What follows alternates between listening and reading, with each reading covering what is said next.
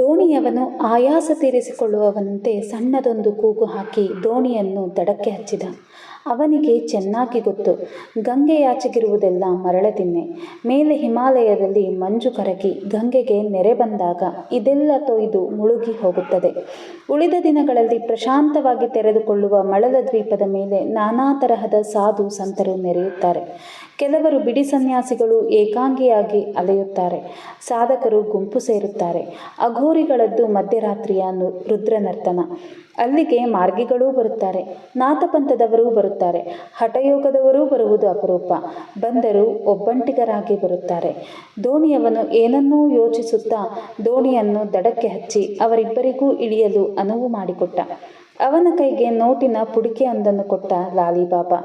ಅವನಿಗೆ ಬೆಳಗಿನ ಜಾವದ ಹೊತ್ತಿಗೆ ಬಂದು ನಿಲ್ಲುವಂತೆ ಹೇಳಿದ. ಅಲ್ಲಿ ಬೆಳಕಿರಲಿಲ್ಲ, ಆದರೆ ಕತ್ತಲೆಗೆ ಕಣ್ಣುಗಳು ಹೊಂದಿಕೊಂಡಿದ್ದವು. ಅವನು ಅವಳನ್ನು ತಬ್ಬಿ ಹಿಡಿದು ಮರಳಿನ ಮೇಲೆ ನಿಧಾನವಾಗಿ ನಡೆಸುತ್ತಿದ್ದ. ಮೇಘನ ಕನಸಿನಲ್ಲಿ ನಡೆಯುವಂತೆ ನಡೆಯುತ್ತಿದ್ದಳು. ಮಳಲ ದಿನ್ನೆಯ ಮೇಲೆ ಅವತ್ತು ಯಾರೂ ಇರಲಿಲ್ಲ. ತುಂಬ ದೂರದಲ್ಲಿ ಸಣ್ಣಗೆ ಉರಿಯುತ್ತಿದ್ದ ಚಳಿ ಬೆಂಕಿಯ ಮುಂದೆ ಸನ್ಯಾಸಿಯೊಬ್ಬ ಚಿಲುಮೆ ಸೇದುತ್ತಾ ಕುಳಿತಿದ್ದ. ನಡೆಯುವುದು ಸಾಕು ಅನ್ನಿಸಿತು. ಅವನು ಮೇಘನಾಳನ್ನು ತನ್ನೆಡೆಗೆ ತಿರುಗಿಸಿಕೊಂಡು ಕೆನ್ನೆಗಳನ್ನು ಚುಂಬಿಸಿದ. ಕಿವಿಗಳು ಬೆಚ್ಚಗಾಗಿದ್ದವು. ಸನಿಹಕ್ಕೆ ಎಳೆದುಕೊಂಡ. ಮಾಂಸಲವಾದ ಎದೆ ಕೈಗೆ ಅನುವಾಗಿ ಸಿಕ್ಕಿತು. ಅವನು ಉಡುಪು ಸಡಿಲಿಸತೊಡಗಿದ. ಜನ್ಮಕ್ಕಂಟಿದ ಶಾಪವೆಲ್ಲ ತೊಡೆದು ಹೋಗುತ್ತಿದೆ ಏನೋ ಎಂಬಂತೆ ಸಹಕರಿಸಿದಳು ಮೇಘನ. ಒಂದೊಂದೇ ಉಡುಪು ಕಳಚಿ ಹೋಗಿ ನುಣುಪಾದ ಮರಳಿನ ಮೇಲೆ ನಗ್ನಳಾಗಿ ನಿಂತವಳನ್ನು ಮೈಯೆಲ್ಲ ಚುಂಬಿಸಿದ. ಆ ನಂತರ ತನ್ನ ಉಡುಪು ಸಡಿಲಿಸಿಕೊಂಡ. ಮೆತ್ತನೆಯ ಮರಳ ಹಾಸಿಗೆಯ ಮೇಲೆ ಅವನ ಕಾವಿ ಪಂಚೆಯೇ ಹಾಸು. ಅವನು ಮೇಘನಾಳನ್ನು ಅದರ ಮೇಲೆ ಮಲಗಿಸಿ ಇನ್ನಿಲ್ಲದ ಕಾಂಕ್ಷೆಯೊಂದಿಗೆ ಅವಳನ್ನು ಆವರಿಸಿಕೊಂಡ. ಆ ಕ್ಷಣಕ್ಕೆ ಅವನಿಗೆ ಕಲಿತ ವಿದ್ಯೆಗಳೆಲ್ಲ ಮರೆತು ಹೋದಂತಾಗಿದ್ದವು. ಅದು ಹಠಸಾಧಕನೊಬ್ಬ ಹೆಣ್ಣನ್ನು ಆವರಿಸುವ ಪರಿಯಲ್ಲ. ಹಠಯೋಗದಲ್ಲಿ ಕಾಮ ನಿಷೇಧಿತವಲ್ಲ, ಆದರೆ ಅದರಲ್ಲಿ ಕಾಂಕ್ಷೆ ಇರಬಾರದು. ಅವನ ಮೈಯ ಅಣು ಅಣುವಿನಲ್ಲೂ ಕಾಂಕ್ಷೆ ಇತ್ತು. ನಿಸ್ಸಹಾಯಕ ಬಿದಿರು ಮೆಳೆಯೊಳಕ್ಕೆ ಅವನು ಕ್ರುದ್ಧ ಸಲಗದಂತೆ ಪ್ರವೇಶಿಸಿದ್ದ. ಮೇಘನ ಮಲಗಿದಲ್ಲೇ ಮರಳು ಹಿಸುಕಿದಳು. ಮಿದುಳಿನಲ್ಲಿ ಗುರುಗಳು ಕಲಿಸಿದ ಬೀಜ ಮಂತ್ರ ಸುಳಿದು ಹೋದಂತಾಯಿತು. ಶಾಂತಿ, ಶಾಂತಿ, ಶಾಂತಿ. ಅವತ್ತು ರಾತ್ರಿ ಅವರ ದೇಹಗಳು ಮತ್ತೆ ಮತ್ತೆ ಬೆಸೆದು ಬೇರೆಯಾದವು. ಬೆಳಗಿನ ಜಾವದ ಹೊತ್ತಿಗೆ ಲಾಲಿಬಾಬನಿಗೆ ದೊಡ್ಡ ನಿದ್ರೆ. ಮೇಘನಾಗೆ ಆಗ ಪ್ರಜ್ಞೆ ಬಂದಿತ್ತು. ಅವಳು ಮೌನವಾಗಿ ಎದ್ದು ಬಟ್ಟೆ ಹಾಕಿಕೊಂಡಳು. ಬಟ್ಟೆ ಹಾಕಿಕೊಂಡಷ್ಟು ಬೆತ್ತಲಾಗುತ್ತಿದ್ದೇನೆ ಅನ್ನಿಸುತ್ತಿತ್ತು. ಅವಳಿಗೀಗ ಧ್ಯಾನ ಮಾಡುವುದು ತುಂಬ ಸುಲಭ ಮತ್ತು ಸಹಜ ಅನ್ನಿಸತೊಡಗಿತು. ಬೀಜ ಮಂತ್ರ ತಾನೇ ತಾನಾಗಿ ನೆನಪಾಗುತ್ತಿತ್ತು. ನಿಧಾನವಾಗಿ ಅವಳು ನದಿಯ ಕಡೆಗೆ ನಡೆಯತೊಡಗಿದಳು. ಲಾಲಿಬಾಬಾಗೆ ಮೈಮೇಲೆ ಎಚ್ಚರವೇ ಇರಲಿಲ್ಲ. ನದಿಯಾಚೆಗೆ ಸ್ಮಶಾನ ಘಟ್ಟದ ಮೇಲೆ ಚಿತೆಗಳು ಉರಿಯುತ್ತಿರುವುದು ನಿಚ್ಚಳವಾಗಿ ಕಾಣಿಸುತ್ತಿತ್ತು. ಅಲ್ಲೇ ಬಂಡೆಯೊಂದರ ಮೇಲೆ ಪದ್ಮಾಸನ ಹಾಕಿಕೊಂಡು ಕುಳಿತಳು ಮೇಘನ. ತುಂಬ ಸುಲಭವಾಗಿ ಅವಳ ಮನಸ್ಸು ಧ್ಯಾನದಲ್ಲಿ ಲೀನವಾಯಿತು.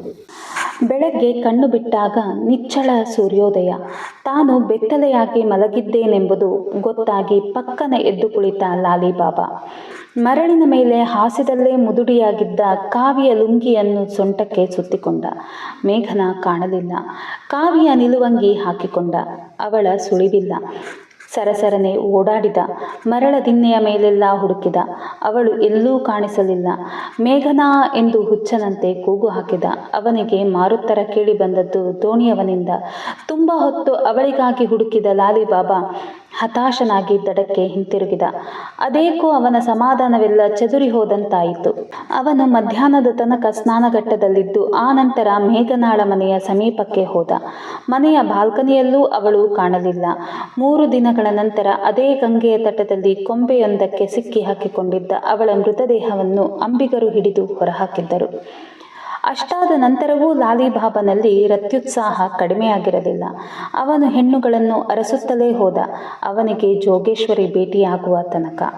ಈಗ ಮತ್ತೆ ಬಂದಿದ್ದಳು ಜೋಗೇಶ್ವರಿ. ಗಂಗೆಯಲ್ಲಿ ಮುಖ ತೊಳೆದು ಬಟ್ಟೆಯ ಗಂಟನ್ನು ಅಲ್ಲೇ ಸ್ಮಶಾನ ಘಟ್ಟದಲ್ಲಿ ಬಿಟ್ಟು ಬರಿಗಾಲಲ್ಲಿ ನಡೆದು ಮೆಟ್ಟಿಲೇರಿ ಬಂದವಳು ಆಶ್ರಮದ ಬಾಗಿಲಲ್ಲಿ ನಿಂತು ಲಾಲಿಬಾಬಾ ಎಂದು ಕೂಗು ಹಾಕಿದ್ದಳು. ಆ ದನಿ ಕೇಳುತ್ತಲೇ ಬೆಚ್ಚಿಬಿದ್ದಿದ್ದ ಲಾಲಿಬಾಬಾ.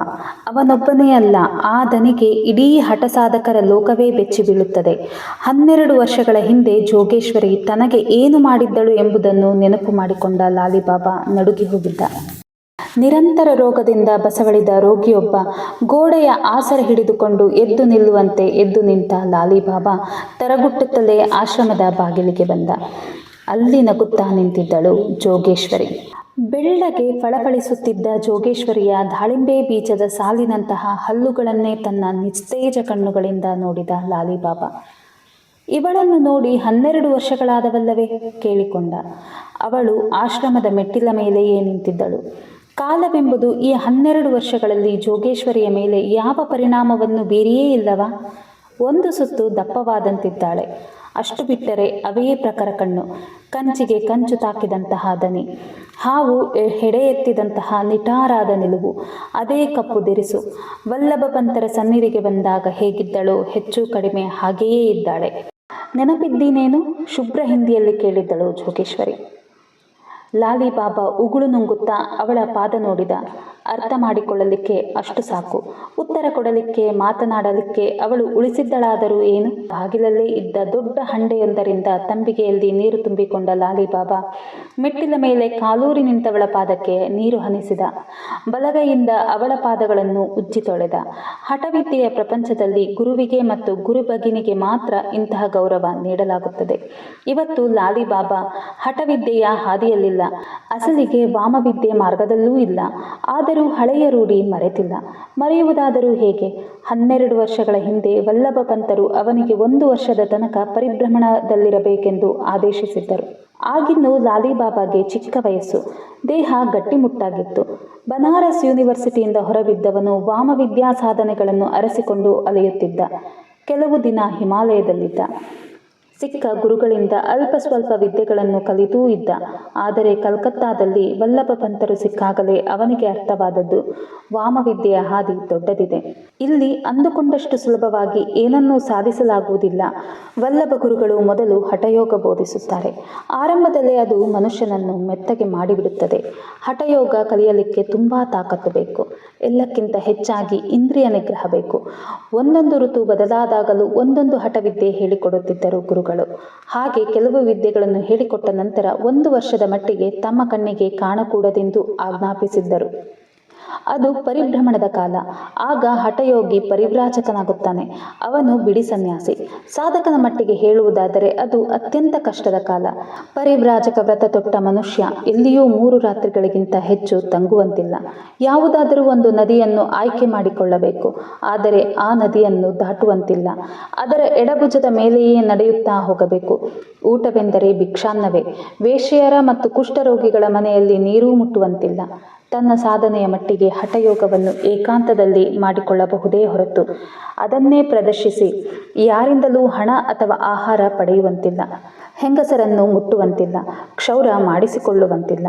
ಕಾಲಿಗೆ ಪಾದರಕ್ಷೆ ಹಾಕಕೂಡದು. ಯಾವುದೇ ರೀತಿಯ ನಶೆ ಅನುಭವಿಸುವಂತಿಲ್ಲ. ಹಾಗೆ 6 ತಿಂಗಳು ಸತತವಾಗಿ ನದಿಯ ಎಡಭುಜ ಹಿಡಿದು ನಡೆದ ಮೇಲೆ ಒಂದು ಸಂಗಮ ಸ್ಥಳ ಹುಡುಕಬೇಕು.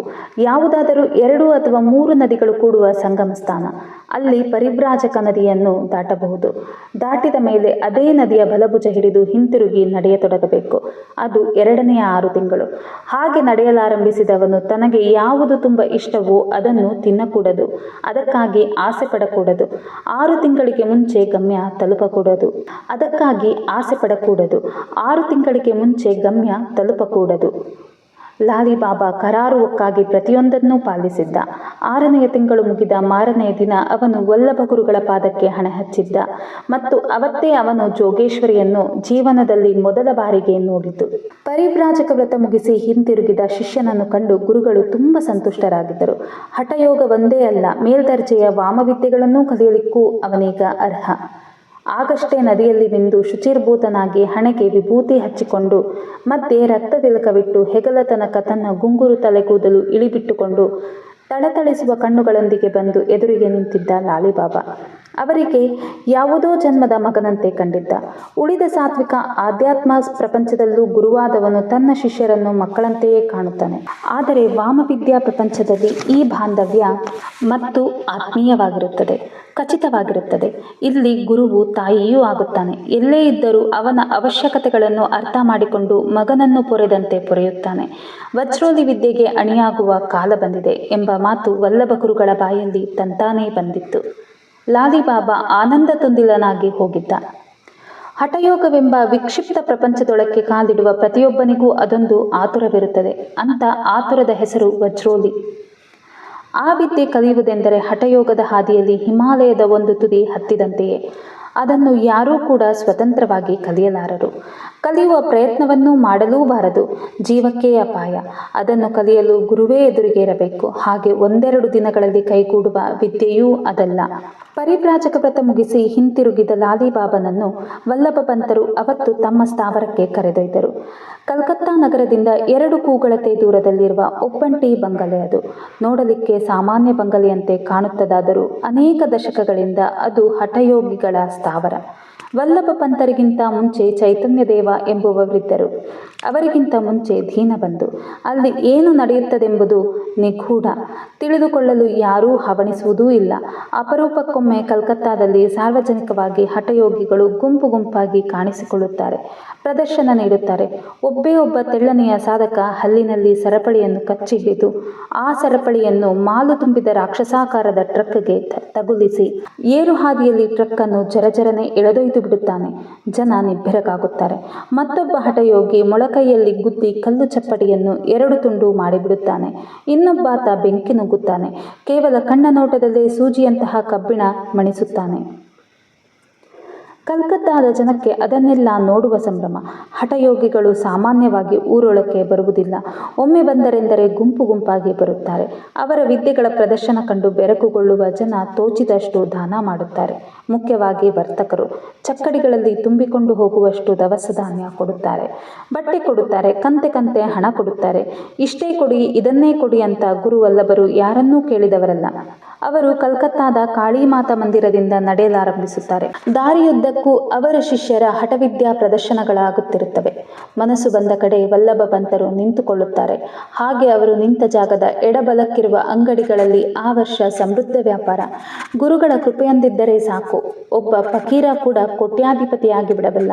ಕಾಳಿಮಾತಾ ಮಂದಿರದಿಂದ ಆರಂಭವಾಗುವ ಅವರ ನಡಿಗೆ ಕೊನೆಗೆ ಬಂದು ತಲುಪುವುದು ಸೋನಾಗಚಿ ಪ್ರದೇಶಕ್ಕೆ.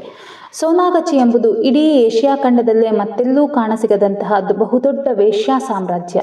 ಅಲ್ಲಿರುವಷ್ಟು ವೇಶ್ಯರು ಏಷ್ಯಾ ಖಂಡದ ಮತ್ಯಾವ ಊರಿನಲ್ಲೂ ಇಲ್ಲ. ಬೆಂಕಿಯುಗುಳುತ್ತಾ, ಬಂಡೆಯೊಡೆಯುತ್ತಾ, ಕೊಂಬು ಕಹಳೆಗಳ ಮಧ್ಯೆ ರಣಕೇಕೆ ಹಾಕುತ್ತಾ ಬರುವ ಹಠಯೋಗಿಗಳು ಸೋನಾಗಚಿಗೆ ಕಾಲಿಡುತ್ತಿದ್ದಂತೆಯೇ ವೇಶ್ಯೆಯರ ನಡುವಿನ ಹಿರಿಯ ಮುತ್ತೈದೆಯರು ಸಾಲುಗಟ್ಟಿ ನಿಂತು ಆರತಿ ಎತ್ತುತ್ತಾರೆ. ತಮ್ಮ ಕೇರಿಗೆ ಒಬ್ಬ ಹಠಯೋಗಿ ಬಂದು ಹೋದನೆಂದರೆ ಆ ವರ್ಷ ತಮ್ಮ ದಂಧೆಗೆ ಯಾವುದೇ ತರಹದ ಕೇಡು ಇರುವುದಿಲ್ಲ. ಅದು ಗರ್ವಾಲಿಗಳ ನಂಬಿಕೆ. ವ್ಯಾಪಾರ ಅಭಿವೃದ್ಧಿಯಾಗುತ್ತಿದೆ. ರೋಗ ರುಜಿನಗಳು ಹರಡುವುದಿಲ್ಲ. ಅವರಲ್ಲಿ ಕೆಲವರು ಹಠಯೋಗಿಗಳನ್ನು ತಮ್ಮ ಮನೆಗಳಿಗೆ ಆಮಂತ್ರಿಸುತ್ತಾರೆ. ವಲ್ಲಭ ಗುರುಗಳು ಮಾತ್ರ ಅಲ್ಲಿಯೂ ನಿರ್ವಿಕಾರ. ಅವರು ಕೌಪೀನ ತೊಟ್ಟು ನಡೆಯುತ್ತಿರುತ್ತಾರೆ. ಕಾಲಿಗೆ ಬೀಳುವ ಜನ ಬೀಳುತ್ತಿರುತ್ತಾರೆ. ಹಾಗಂತ ಗುರುಗಳಿಗೆ ಸೋನಾಗಚಿ ಅಪರಿಚಿತವೆಂದೇನೂ ಅಲ್ಲ. ಅವರು ಒಂದು ಮಾತು ಹೇಳಿ ಕಳಿಸಿದರೆ ಸಾಕು. ಸೋನಾಗಚಿಯ ಹೆಸರಾಂತ ಗರ್ವಾಲಿಗಳು ಕೂಡ ಮರುಮಾತಾಡದೆ ಕಲ್ಕತ್ತಾದ ಹೊರವಲಯದ ಆ ಬಂಗಲೆಗೆ ಅವರು ಕೇಳಿದಂಥ ಹುಡುಗಿಯನ್ನು ಕೇಳಿದಷ್ಟು ದಿನದ ತನಕ ಕಳಿಸಿಕೊಡುತ್ತಾರೆ. ಸೋನಾಗಚಿಗೆ ಆಮಂತ್ರಣ ಹೋಗಲಿ. ಲಾಲಿಬಾಬನ ಎದುರಿನಲ್ಲೇ ಆದೇಶಿಸಿದ್ದರು ಗುರುಗಳು. ವಜ್ರೋಲಿ ವಿದ್ಯೆ ಕಲಿಯಬೇಕೆಂದರೆ ಅದಕ್ಕೊಬ್ಬ ಹುಡುಗಿ ಬೇಕೇ ಬೇಕು. ಅವಳು ದಿನಗಟ್ಟಲೆ ಬಂದು ಹಠಸಾಧಕರ ಬಂಗಲೆಯಲ್ಲಿ ಉಳಿಯಬೇಕು. ಅವಳೆಡೆಗೆ ಯಾರೂ ಅನುರಕ್ತವಾಗಬಾರದು. ಮುಖ್ಯವಾಗಿ ಲಾಲಿಬಾಬಾ. ಮೊದಲು ಗೂಢಾವಿದ್ಯೆಗೆ ಅಣಿಯಾಗು ಅಂದಿದ್ದರು ವಲ್ಲಭ ಪಂತರು. ಪುರಾಣದಲ್ಲಿ ಆ ವಿದ್ಯೆಯ ಪ್ರಸ್ತಾಪವಿದೆ. ಅಲ್ಲಿ ಅರ್ಜುನನಿಗೆ ಗೂಢಾಕೇಶ ಎಂಬ ಹೆಸರಿದೆ. ಅದರರ್ಥ ನಿದ್ದೆಯನ್ನು ಗೆದ್ದವನು ಅಂತ. ಅರ್ಜುನನಿಗೆ ಕೃಷ್ಣ ಬೋಧಿಸಿದ ವಿದ್ಯೆಯದು. ದಿನಗಟ್ಟಲೆ ನಿದ್ರೆ ತಡೆಯುವ ಅತೀ ಕಷ್ಟದ ವಿದ್ಯೆ. ಪರಿವ್ರಾಜಕ ದೀಕ್ಷೆ ಮುಗಿಸಿ ಬಂದ ಒಂದೆರಡು ದಿನಗಳಲ್ಲೇ ಲಾಲಿಬಾಬಾ ಗೂಢಾವಿದ್ಯೆಗೆ ಅನುವಾಗತೊಡಗಿದ. ಮೊದಲಿಗೆ ಅದು ತುಂಬ ಸುಲಭವೆನ್ನಿಸಿತ್ತು. 2 ಹಗಲು 1 ರಾತ್ರಿ ಸಲೀಸಾಗಿ ಕುಳಿತಿದ್ದ. ಎಂದಿನಂತೆ ಚಟುವಟಿಕೆಯಿಂದ ಓಡಾಡಿಕೊಂಡಿದ್ದ. ಆ ನಂತರ ಶುರುವಾಯಿತಲ್ಲ ಜೂಗರಿಕೆ. ಯಾವುದೂ ಬೇಡ, ಯಾವ ವಿದ್ಯೆಯನ್ನು ಕಲಿಯುವುದೂ ಬೇಡ. ಸುಮ್ಮನೆ ಕಾಲು ಚಾಚಿ ಮೈ ಬಿಸಾಕಿಕೊಂಡು ಮಲಗಿಬಿಟ್ಟರೆ ಸಾಕು ಅನ್ನಿಸತೊಡಗಿತು. ಆದರೆ ಗುರುವು ಮಲಗಲು ಬಿಡುವುದಿಲ್ಲ. ತಾವೂ ಮಲಗುವುದಿಲ್ಲ. ಅವರ ಕಣ್ಣುಗಳಲ್ಲೇ ಚಾವಟಿ ಇದೆ. ಒಮ್ಮೆ ಹೂಂಕರಿಸಿದರೆ ಸಾಕು, ನಿದ್ರೆ ಎದ್ದು ಹೋಗುತ್ತಿತ್ತು. 1 ವರ್ಷ ಪರಿವ್ರಾಜಕ ಪರಿವ್ರಾಜಕನಾಗಿ ಅಲೆದಾಗಲೂ ಲಾಲಿಬಾಬಾ ಅಷ್ಟು ಬಳಲಿರಲಿಲ್ಲ. ನಿದ್ದೆಗೆಡತೊಡಗಿದ 4ನೆಯ ದಿನ ಅವನಿಗೆ ಅಳುವೇ ಬಂದು ಬಿಟ್ಟಿತ್ತು. ಆಗಲೇ ಗುರುವು ತಾಯಿಯಾಗುವುದು. ಯಾವುದೋ ಗಿಡದ ಎಲೆ ತಂದು ನುರಿದು ಲಾಲಿಬಾಬನ ಕಣ್ಣುಗಳಿಗೆ ಹಿಂಡಿದರು. 2 ಹನಿ ಕಣ್ಣು ನಿಚ್ಚಳವಾಗಿ ಹೋದವು. ಒಮ್ಮೆ ಕತ್ತಲಲ್ಲಿ ನಿಂತು ತಲೆ ಎತ್ತಿ ಆಕಾಶ ನೋಡು ಅಂತ ಆದೇಶಿಸಿದ್ದರು. ಕೇವಲ ಚಿಕ್ಕೆಗಳಿದ್ದ ಕಪ್ಪನೆಯ ಆಕಾಶ ಅಮಾವಾಸ್ಯೆ ಹತ್ತಿರವಿದೆ ಎಂಬುದನ್ನು ಸೂಚಿಸಿತ್ತು. ಚಂದ್ರನ ಬೆಳಕು ಕ್ಷೀಣ. ಹಾಗೆ ನಿಂತು ಆಕಾಶವನ್ನು ನೋಡುತ್ತಿದ್ದಾಗಲೇ ಅವನ ಕಣ್ಣೆದುರು ಜೋಗೇಶ್ವರಿಯ ರೂಪು ಹಾಯ್ದು ಹೋದದ್ದು. ಅವನು ಗೂಢಾವಿದ್ಯೆ ಕಲಿಯಲಾರಂಭಿಸಿದ ಹೊತ್ತಿಗಾಗಲೇ ಸೋನಾಘಚಿಯ ವೇಶ್ಯೆಯೊಬ್ಬಳು ಬಂಗಲೆಗೆ ಬಂದು ದಾಖಲಾಗಿದ್ದಳು. ಅವಳನ್ನು ಲಾಲಿಬಾಬಾ ನೋಡಿಯೂ ಇದ್ದ. ಬಂಗಲೆಯ ಕೋಣೆಯೊಂದರಲ್ಲಿ ಅವಳನ್ನು ಇರಿಸಲಾಗಿತ್ತು. ಸುಮಾರು 17 ವರ್ಷದ ಹುಡುಗಿ. ಮೈಕೈ ತುಂಬಿಕೊಂಡು ಚೆನ್ನಾಗಿದ್ದಳು. ಬಂದ ದಿನವೇ ಅವಳಿಗೆ ವಮನ ಮಾಡಿಸಿ ಕೆಲವಷ್ಟು ಔಷಧಿಗಳನ್ನು ತಾವೇ ತಯಾರಿಸಿಕೊಟ್ಟಿದ್ದರು ಗುರುಗಳು. ವೇಶ್ಯೆಯಿಂದ ಮೇಲೆ 1000 ಮಂದಿಯೊಂದಿಗೆ ಸಂಪರ್ಕ. ಕಾಯಿಲೆ ಬಾರದಿದ್ದೀತೆ? ಬಂದಿರಲಿ ಬಿಟ್ಟಿರಲಿ, ಈ ಬಂಗಲೆಗೆ ಬಂದ ಮೇಲೆ ಅವಳಿಗೆ ಎಲ್ಲ ರೀತಿಯ ಚಿಕಿತ್ಸೆ ಸಿಕ್ಕು ಅವಳು ಶುಚಿರ್ಭೂತಳಾಗಿರಬೇಕು. ಅದೆಲ್ಲವನ್ನು ಗುರುವಲ್ಲಭರು ಕರಾರುವಕ್ಕಾಗಿ ನಿಯಮದಂತೆ ಮಾಡಿದ್ದರು. ಲಾಲಿಬಾಬಾ ಕಣ್ಣಿಗೆ ಅವಳು ಚೆಂದಗೆ ಕಂಡಿದ್ದಳಾದರೂ ಗುರುವಿನ ಅಪ್ಪಣೆಯಂತೆ ಅವಳಲ್ಲಿ ಅನುರಕ್ತನಾಗಬಾರದು ಎಂದು ತೀರ್ಮಾನಿಸಿದ್ದ. ಆದರೆ ಮನಸ್ಸು ತಹಬಂದಿಗೆ ಸಿಗದೆ ಅಲೆಯುತ್ತಿದ್ದುದು ಜೋಗೇಶ್ವರಿಯ ವಿಷಯದಲ್ಲಿ. ಪರಿವ್ರಾಜಕನಾಗಿ ಅಲೆಯುತ್ತಿದ್ದಾಗ 1000 ಹೆಂಗಸರನ್ನು ಕಂಡಿದ್ದ. ಮನಸ್ಸು ವಿಚಲಿತಗೊಂಡಿರಲಿಲ್ಲ. ಹಿಂದೆ ವಾರಣಾಸಿಯಲ್ಲಿ ಮೇಘನಾಳನ್ನು ಕಂಡಾಗ ಇದೇ ರೀತಿಯ ಚಡಪಡಿಕೆ ಉಂಟಾಗಿತ್ತು. ಈಗ ಜೋಗೇಶ್ವರಿ. ಅವಳು ಹಠವಿದ್ಯೆಯಲ್ಲಿ ಪಳಗಿದವಳೆ. ಗುರುಗಳಿಗೆ ತುಂಬ ಹತ್ತಿರವಾದವಳು. ಗುರುವಲ್ಲಭರ ಆ ಬಂಗಲೆಯಲ್ಲಿ 10 ಜನ ಸಾಧಕಿಯರಿದ್ದರು. ಆದರೆ ಜೋಗೇಶ್ವರಿಯಂತೆ ಯಾರೂ ತನ್ನನ್ನು ಚಡಪಡಿಕೆಗೆ ಈಡು ಮಾಡಿರಲಿಲ್ಲ. ತನಗೆ ಗೊತ್ತಿರುವ ವಿದ್ಯೆಗಳನ್ನು ಪ್ರಯೋಗಿಸಿದರೂ ಸಾಕು, ಜೋಗೇಶ್ವರಿ ತನ್ನವಳಾಗುತ್ತಾಳೆ. ಒಮ್ಮೆ ಈ ವಜ್ರೋಲಿ ವಿದ್ಯೆ ಕೈಗೂಡಿತೆಂದರೆ ಆಮೇಲೆ ತನ್ನನ್ನು ಹಿಡಿಯುವವರಾದರೂ ಯಾರಿದ್ದಾರೆ? ಇಂಥ ಎಷ್ಟು ಜನ ಜೋಗೇಶ್ವರಿಯರು? ಹಾಗಂತ ಯೋಚಿಸಿದ್ದ ಲಾಲಿಬಾಬಾ. ಅದೇ ಅವನು ಮಾಡಿದ್ದ ತಪ್ಪು. ಲಾಲಿಬಾಬಾ ಒಮ್ಮೆ ತಿಳಿಬಿಸಿಲಿನಲ್ಲಿ ನಿಂತು ತನ್ನದೇ ದೇಹವನ್ನು ನೋಡಿಕೊಂಡ. ಪರಿವ್ರಾಜಕ ದೀಕ್ಷೆಯ ಕಾಲದಲ್ಲಿ ಊಟ, ನಿದ್ರೆ, ನೀರು ನಿಡಿಯಿಲ್ಲದೆ ಅಲೆದು ಕೊಂಚ ಕೃಶಗೊಂಡಂತೆ ಕಾಣುತ್ತಿರುವುದು ಹೌದಾದರೂ ತನ್ನದು ಮಟ್ಟಸವಾದ ಗಟ್ಟಿ ದೇಹವೇ ಅಂದುಕೊಂಡ. ಕಾಲೇಜಿನ ಓದು ಧಿಕ್ಕರಿಸಿ ತಾನು ಹಠಯೋಗ ಕಲಿಯುತ್ತೇನೆ ಅಂತ ಗುರುಗಳ ಮುಂದೆ ನಿಂತು ಹೇಳಿಕೊಂಡಾಗ ಮೊದಲು ವಲ್ಲಭ ಗುರುಗಳು ನೋಡಿದ್ದು ಅವನ ಮೈಕಟ್ಟನ್ನೇ. ಮೈಯಲ್ಲಿ ಕಸುವು ಮತ್ತು ಕಣ್ಣಲ್ಲಿ ಹಸಿವು ಇಲ್ಲದವನು ಹಠಯೋಗಿಯಾಗಲಾರ. ಅವತ್ತು ಇಂತಹುದೇ ತಿಳಿ ಬೆಳಕಿನಲ್ಲಿ ಗುರುಗಳ ಸಮ್ಮುಖದಲ್ಲಿ ವಿನೀತನಾಗಿ ನಿಂತ ಲಾಲಿಬಾಬನಲ್ಲಿ ಕಸುವು ಮತ್ತು ಹಸಿವುಗಳೆರಡೂ ಇದ್ದವು. ಅಷ್ಟು ಹೊತ್ತಿಗಾಗಲೇ ಅವನು ಒಂದಷ್ಟು ವಿದ್ಯೆಗಳನ್ನು ಕಲಿತಿದ್ದ. ವಾರಣಾಸಿಯಲ್ಲಿ ಬಿಡಿ ಸನ್ಯಾಸಿಯೊಬ್ಬನನ್ನು ಹಿಡಿದು ಜಲವಿದ್ಯೆ ಕಲಿತಿದ್ದ. ಇವತ್ತಿಗೂ ಅಲ್ಲಿ ಜಲವಿದ್ಯೆಯ ಬಲ್ಲ ಯೋಗಿಗಳಿದ್ದಾರೆ. ಅವರು ವಾರಣಾಸಿಯ ಸ್ನಾನಘಟ್ಟಗಳಿಂದ ದೂರ, ಗಂಗೆಯ ಇನ್ನೊಂದು ದಡಕ್ಕೆ ಸಮೀಪದಲ್ಲಿ ಜಲಸಾಧನೆ ಮಾಡುತ್ತಾ ಇರುತ್ತಾರೆ. ಅವರನ್ನು ಗುರುತಿಸುವ ಕಣ್ಣಿರಬೇಕಷ್ಟೇ. ದಿನದಲ್ಲಿ 16 ಗಂಟೆಗಳಿಗೂ ಹೆಚ್ಚು ನೀರಿನಲ್ಲಿಯೇ ಇರುವ ಅವರ ದೇಹ ನದಿಯ ಮಧ್ಯೆಯ ಕಪ್ಪು ಬಂಡೆಗಳ ಪೈಕಿ ಒಂದು ಬಂಡೆಯಂತಾಗಿ ಹೋಗಿರುತ್ತದೆ. ಸದಾಕಾಲ ನೀರಿನಲ್ಲಿರುವ ಮನುಷ್ಯ ಬೆಳ್ಳಗಿರಲಾರ. ಅವರು ಗಂಗೆಯ ಆ ಸೆಳವಿನ ಮಧ್ಯೆಯೇ ನಿಂತು ಆಸನಗಳನ್ನು ಹಾಕುತ್ತಾರೆ. ನೀರಿನಲ್ಲಿ ಉಸಿರು ಹಿಡಿಯುವ ವಿದ್ಯೆ ಅವರಿಗೆ ಕರತಲಾಮಲಕ. ನೀರಿನಲ್ಲಿ ಶೀರ್ಷಾಸನ ಹಾಕಿ ನಿಂತರೆ ದೇಹ ನಿಶ್ಚಲ. ಈಜಿ ರೆಟ್ಟೆಗಳು ಕಲ್ಲಿನಂತಾಗಿ ಹೋಗಿರುತ್ತವೆ. ಆದರೆ ಈ ಜಲವಿದ್ಯೆ ಕೆಲವು ದಿನಗಳ ನಂತರ ನಿಂತ ನೀರು ಅನ್ನಿಸತೊಡಗಿತ್ತು. ಕಲಿಸಿಕೊಟ್ಟ ಗುರುವಿಗೆ ಉದ್ದಂಡ ನಮಸ್ಕಾರ ಹಾಕಿ ಅಲ್ಲಿಂದ ಹೊರಟು ಬಿಟ್ಟಿದ್ದ ಲಾಲಿಬಾಬಾ. ಆಸನ ಹಾಕುವುದು, ಉಸಿರುಗಟ್ಟುವುದು, ಮೈಲುಗಟ್ಟಲೆ ಈಜುವುದು ಇದೆಲ್ಲ ಮನುಷ್ಯನನ್ನು ಎಲ್ಲಿಗೆ ಒಯ್ಯುತ್ತವೆ? ಎಲ್ಲಿಗೂ ಇಲ್ಲ. ಗಂಗೆ ಹರಿಯುತ್ತಾಳೆ ನಿಜ, ಆದರೆ ಜಲವಿದ್ಯೆ ನಿಂತಲ್ಲೇ ನಿಲ್ಲಿಸಿಬಿಡುತ್ತದೆ. 10 ವರ್ಷ ಬಿಟ್ಟು ಬಂದು ನೋಡಿದರೂ ತಾನು ವಾರಣಾಸಿಯಲ್ಲಿ ಅದೇ ಆಸನಗಳನ್ನು ಹಾಕುತ್ತಿರುತ್ತಾನೆ. ಏನುಪಯೋಗ? ಹಾಗಂತ ಯೋಚಿಸಿದ್ದ ಲಾಲಿಬಾಬಾ. ಅವನ ಕಾಮನೆಗಳು ದೊಡ್ಡವಿದ್ದವು. ಯಾರೂ ಕಲಿಯದ ಅಪರೂಪದ ವಿದ್ಯೆಗಳನ್ನು ಕಲಿಯಬೇಕು. ವಾಮ ಮಾರ್ಗದಲ್ಲಿ ದೊಡ್ಡ ಎತ್ತರಕ್ಕೆ ಸಾಗಬೇಕು. ಆಮೇಲೇನಿದೆ? ಹೆಣ್ಣು ಒಲಿಯುತ್ತಾಳೆ, ದುಡ್ಡಿನ ಸುರಿಮಳೆಯಾಗುತ್ತದೆ. ದೊಡ್ಡ ಸಾಧನೆ ಮಾಡಿದವನನ್ನು ಕೀರ್ತಿ ಹುಡುಕಿಕೊಂಡು ಬರುತ್ತದೆ. ಶಿಷ್ಯರು ಸಿಗುತ್ತಾರೆ, ಶಿಷ್ಯರು ಮುತ್ತಿಕೊಳ್ಳುತ್ತಾರೆ. ಸಾಧಕರ ಲೋಕದಲ್ಲಿ ಅದೆಂಥ ಹೆಸರು! ಸುಖದ ಸಮುದ್ರದಲ್ಲಿ ತೇಲಿ ಮುಳುಗಬಹುದು. ಆದರೆ ಎಲ್ಲಕ್ಕಿಂತ ಮುಂಚೆ ಒಬ್ಬ ಗುರುವು ಸಿಕ್ಕಬೇಕು. ವಾಮವಿದ್ಯೆ ಮತ್ತು ಹಠಯೋಗ ಎರಡರಲ್ಲೂ ದಾರಿ ತೋರಿಸುವ ಮಹಾಗುರುವೇ ಸಿಕ್ಕಬೇಕು. ಹಾಗಂತಲೇ ಅವನು ವಲ್ಲಭರನ್ನು ಹುಡುಕಿಕೊಂಡು ಕಲ್ಕತ್ತಾಗೆ ಬಂದಿದ್ದ. ಗುರುವಿನ ಸಮ್ಮುಖದಲ್ಲಿ ತನಗೆ ಗೊತ್ತಿದ್ದ ವಿದ್ಯೆಗಳನ್ನೆಲ್ಲ ಪ್ರದರ್ಶಿಸಿದ. ವಲ್ಲಭ ಗುರುಗಳು ಸುಮ್ಮನೆ ನಕ್ಕರು. ಇವೆಲ್ಲ ವಿದ್ಯೆಗಳು ಬಿಡಿ ಸನ್ಯಾಸಿಗಳಿಂದ ಅರ್ಧ ಕಲಿತು ಕೈಸೋತ ಸಾಧಕರಿಂದ ಕಲಿತಂಥವು. ಇವು ಮುಂದಕ್ಕೆ ಒಯ್ಯುವುದಿಲ್ಲ. ದಿನಗಟ್ಟಲೆ ತನ್ನನ್ನು ತಾನು ನೆಲದಲ್ಲಿ ಹೂತುಕೊಂಡು ಯಾವತ್ತೋ ಹೊರಬರುವ ಸಾಧಕ ನೆಲದ ಆಳದಲ್ಲಿ ಉಸಿರು ಹಿಡಿದು ಬದುಕುವುದನ್ನೇ ದೊಡ್ಡ ಸಾಧನೆ ಅಂದುಕೊಂಡಿರುತ್ತಾನೆ. ಅವನಿಗೆ ಗೊತ್ತಿಲ್ಲ, ಮಣ್ಣು ಹೊದ್ದು ಮಲಗಿದವನ ನೆತ್ತಿಯ ಮೇಲೆ ಕನಸು ಚಿಗುರುವುದಿಲ್ಲ, ಏನೂ ಮೊಳೆಯುವುದಿಲ್ಲ. ಅವನು ಅಲ್ಲೇ ನಿಂತು ಹೋಗುತ್ತಾನೆ. ನೋಡಿ ಅಚ್ಚರಿಗೊಂಡವರು 4 ದುಡ್ಡು ಚೆಲ್ಲಿ ಹೋಗಬಹುದು, ಅದೊಂದು ಸಾಧನೆಯೇ ಅಲ್ಲ. ಈ ಹುಡುಗ ಕಲಿತು ಬಂದಿರುವುದು ಅಂಥವೇ 4 ವಿದ್ಯೆಗಳನ್ನು.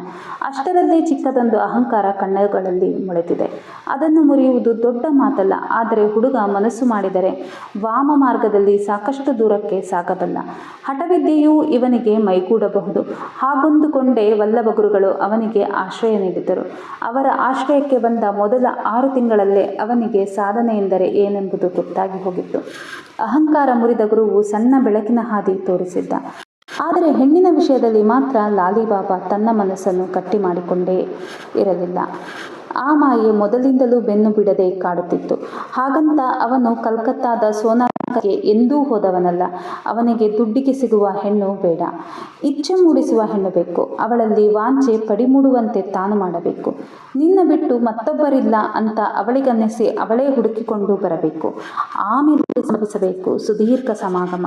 ಸೆಟೆದು ಸಾಗಿ ಗಟ್ಟಿಗೊಂಡ ನರನಾಡಿಗಳಲ್ಲಿ, ತಿಂಗಳುಗಟ್ಟಲೆ ಹೆಪ್ಪುಗಟ್ಟಿದ ಮೈಯ ತಿತ್ತಿಗಳಲ್ಲಿ ಲಕ್ಷ ಲಕ್ಷ ಸ್ಫೋಟಗಳು ಸಂಭವಿಸಿ ಕೆರಳಿದ ಸಮುದ್ರದಂತೆ ಭೋರ್ಗರೆದು ನಿಶ್ಚಲ ಯೋಗತೃಪ್ತಿ. ಮನುಷ್ಯ ಅಂತ ಹುಟ್ಟಿದ ಮೇಲೆ ಅದನ್ನು ಅನುಭವಿಸಬೇಕು ಅಂದುಕೊಂಡ ಲಾಲಿಬಾಬಾ ಒಂದು ಚಿಕ್ಕ ಪಂಚೆಯನ್ನು ಕಚ್ಚೆ ಹಾಕಿ ಕಟ್ಟಿಕೊಂಡು ಮೈಗೆಲ್ಲ ಎಣ್ಣೆ ಹಚ್ಚಿಕೊಂಡು ಬಂಗಲೆಯ ಮುಂದಿನ ತಿಳಿಬಿಸಿಲಿನಲ್ಲಿ ನಿಂತಿದ್ದ ಲಾಲಿಬಾಬಾ.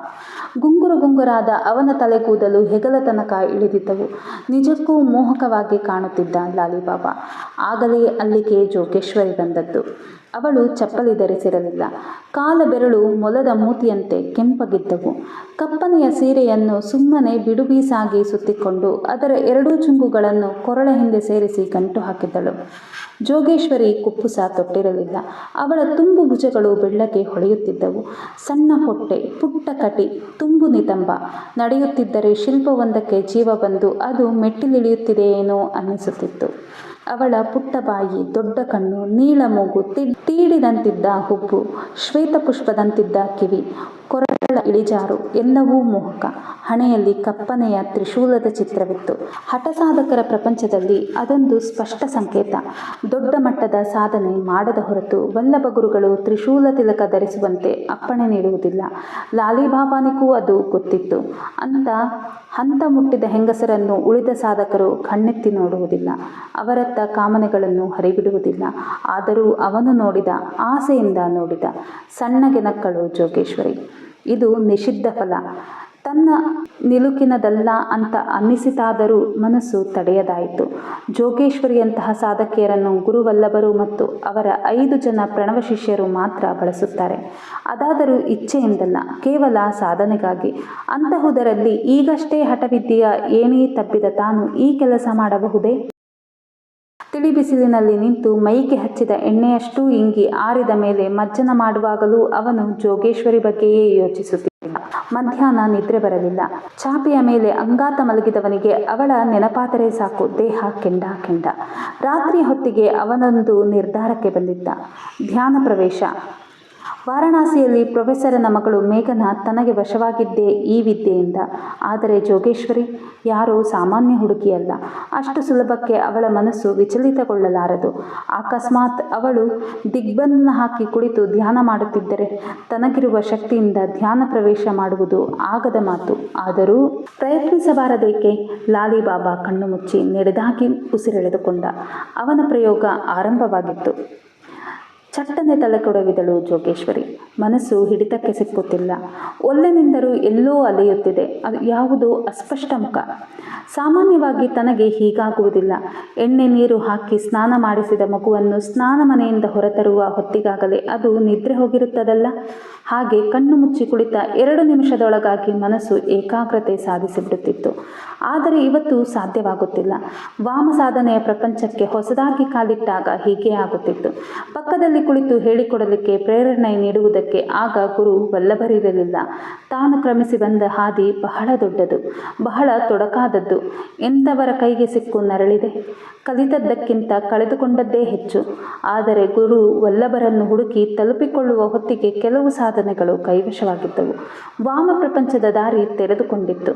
ಎಲ್ಲಕ್ಕಿಂತ ಹೆಚ್ಚಾಗಿ ತನ್ನನ್ನು ತಾನು ಕಳೆದುಕೊಳ್ಳದಿರುವುದು ಹೇಗೆ ಎಂಬುದು ಅರ್ಥವಾಗಿತ್ತು.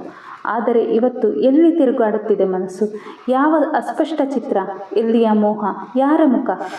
ಬೆಳಗ್ಗೆ ಎದ್ದಾಗ ಅವಳ ಮನಸ್ಸು ಕದಡಿದ ಕೊಳದಂತಾಗಿತ್ತು. ಗುರುವಲ್ಲಭರು 2 ಸಲ ಹೇಳಿ ಕಳಿಸಿದ್ದರು. ಸ್ನಾನ ಮಾಡದೆ ಅವರ ಸಮ್ಮುಖಕ್ಕೆ ಹೋಗುವಂತಿರಲಿಲ್ಲ. ನದಿಗೆ ಹೋಗಿ ನೀರ ಸೆಳವಿನಲ್ಲಿ ಕಾಲೂರಿ ನಿಂತು ಗುರುವಲ್ಲಭ ಅಂತ ಜೋರಾಗಿ ಕಿರುಚಿಕೊಂಡು ಮುಳುಗು ಹಾಕಿದಳು. ಯಾಕೋ ಅವತ್ತು ಸ್ನಾನವೂ ಹಿತವೆನಿಸಲಿಲ್ಲ. ಗುರುವಿನ ಮುಂದೆ ವಿನೀತಳಾಗಿ ನಿಂತಿದ್ದಳು.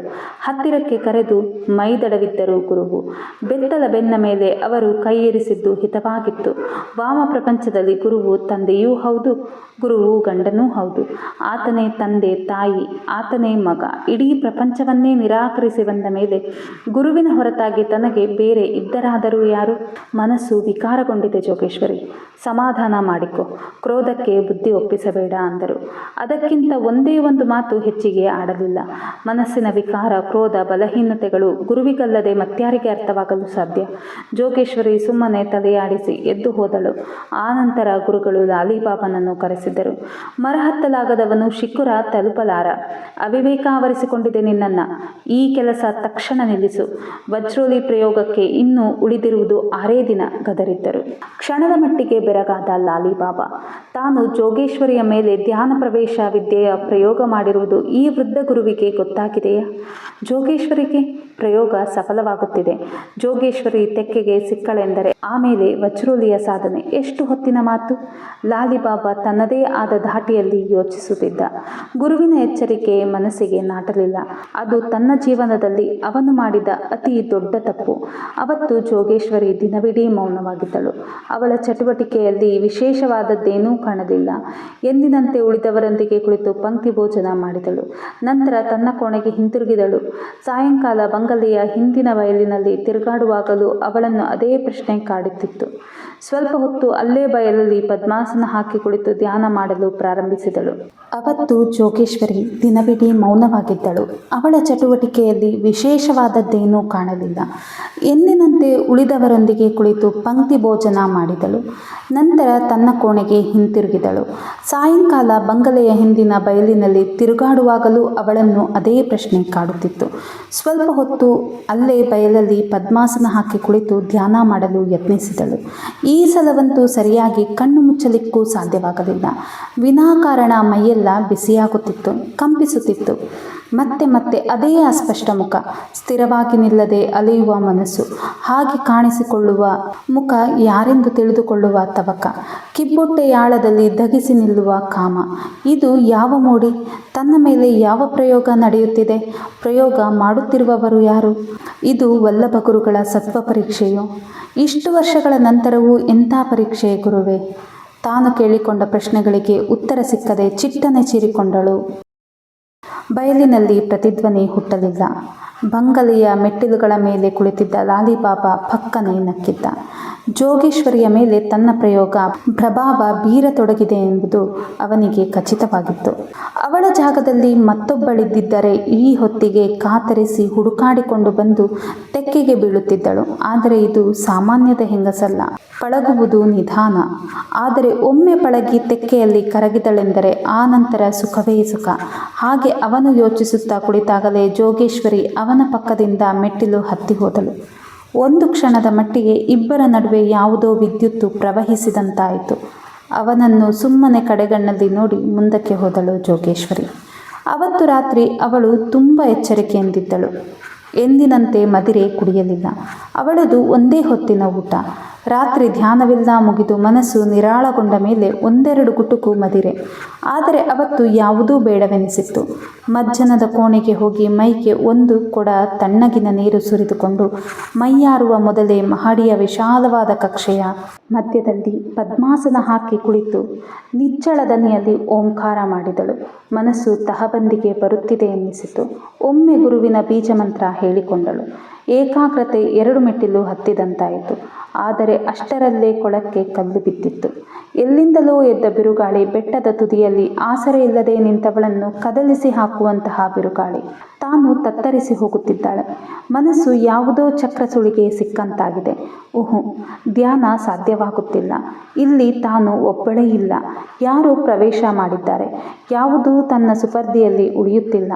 ಬಿರುಗಾಳಿಗೆ ಎದ್ದ ಧೂಳಿನಲ್ಲಿ ಮತ್ತೆ ಅದೇ ಅಸ್ಪಷ್ಟ ಮುಖ. ಮನಸ್ಸಿಗೆ ಮೋಹದ ಮುಸುಕು ಕವಿದಂತಾಗುತ್ತದೆ. ಕಿಬ್ಬೊಟ್ಟೆಯಲ್ಲಿ ಯಾವುದೋ ಧಗೆ. ಈ ವೇಳೆಯಲ್ಲಿ ಇದೆಂತಹ ಮಿಲನದ ಬಯಕೆ? ತನ್ನ ಕೈಲಿನ್ನೂ ಧ್ಯಾನ ಮಾಡುವುದು ಸಾಧ್ಯವಿಲ್ಲ. ಆರಿಸಿದ ದೀಪ ಪಕ್ಕನೆ ಹೊತ್ತಿದಂತೆ ಕಣ್ಣು ಬಿಟ್ಟಳು ಜೋಗೇಶ್ವರಿ. ಕಣ್ಣೆದುರಿಗೆ ಅದೇ ಮೋಹಕ ಮುಖದ ಅಸ್ಪಷ್ಟ ಚಿತ್ರವಿತ್ತು. ಈ ಕ್ಷಣಕ್ಕೆ ಎದ್ದು ಹೋಗಿ ಅವನ್ಯಾರೆಂಬುದನ್ನು ಹುಡುಕಲೇ ಮೈಯಲ್ಲಿ ಅಟಮಿಟಿಸಿಕೊಂಡ ಕಾಮ ಕಾಯುತ್ತಿರುವಂತೆ ಭಾಸವಾಗುತ್ತಿತ್ತು. ಆದರೆ ಜೋಗೇಶ್ವರಿ ಸಣ್ಣ ಹಠದ ಹೆಂಗಸಲ್ಲ. ಮತ್ತೊಮ್ಮೆ ಹೋಗಿ ಮಜ್ಜನದ ಕೋಣೆಯಲ್ಲಿ ಇಡೀ ಕೊಡವನ್ನೇ ಎತ್ತಿ ಸುರಿದುಕೊಂಡಳು. ಬಲವಂತದಿಂದ ಕುತ್ತಿಗೆಯ ತನಕ ಬೆರಳು ಹಾಕಿಕೊಂಡು ವಮನ ಮಾಡಿಕೊಂಡಳು. ಅದಾದ ಮೇಲೆ ಮೈಯೆಲ್ಲ ಶುಭ್ರವಾದಂತೆನ್ನಿಸಿತು. ಮತ್ತೆ ಬಂದು ಕಕ್ಷೆಯ ಮಧ್ಯದಲ್ಲಿ ಧ್ಯಾನಕ್ಕೆ ಕುಳಿತಳು. ಕಣ್ಣು ಮುಚ್ಚುವ ಮುನ್ನ ಬಲಗೈಯ ತರ್ಜನಿಯಿಂದ ತನ್ನ ಸುತ್ತು ಚೌಕಾಕಾರದಲ್ಲಿ 4 ಗೆರೆ ನೆಲದ ಮೇಲೆ ಎಳೆದಳು. ಈ ಸಲದ ಓಂಕಾರದಲ್ಲಿ ಹೊಸ ಶಕ್ತಿ ಇದೆ ಎನ್ನಿಸಿತ್ತು. ಜೋಗೇಶ್ವರಿ ಕಣ್ಣು ಮುಚ್ಚಿದಳು. ಈಗ ಯಾವುದೇ ಅಡೆತಡೆ ಇಲ್ಲ, ಭ್ರಾಂತಿ ಇಲ್ಲ. ಮನಸ್ಸು ಗುರುವಿನ ಪಾದಗಳಲ್ಲಿ ಸಂಪೂರ್ಣ ಲೀನಾಲೀನ. 2 ಹುಬ್ಬಿನ ಮಧ್ಯೆ ಸಣ್ಣಗೆ ದೀಪವೊಂದು ಬೆಳಗಿದಂತಾಯಿತು. ಜೋಗೇಶ್ವರಿಯ ಒಳಗಣ್ಣು ತೆರೆದುಕೊಂಡಿತ್ತು. ಆ ಸ್ಥಿತಿಯಲ್ಲಿ ಅವನ ಮುಖ ಸ್ಪಷ್ಟವಾಗಿ ಕಾಣಿಸಿತು. ಲಾಲಿಬಾಬಾ, ಲಾಲಿಬಾಬಾ ಎಂಬ ಕೂಗಿಗೆ ಎಚ್ಚರವಾಗಿ ಅವನು ಪಕ್ಕನೆ ಚಾಪೆಯ ಮೇಲಿಂದ ಎದ್ದು ಕುಳಿತ. ಅದು ರಾತ್ರಿಯ ಮೊದಲ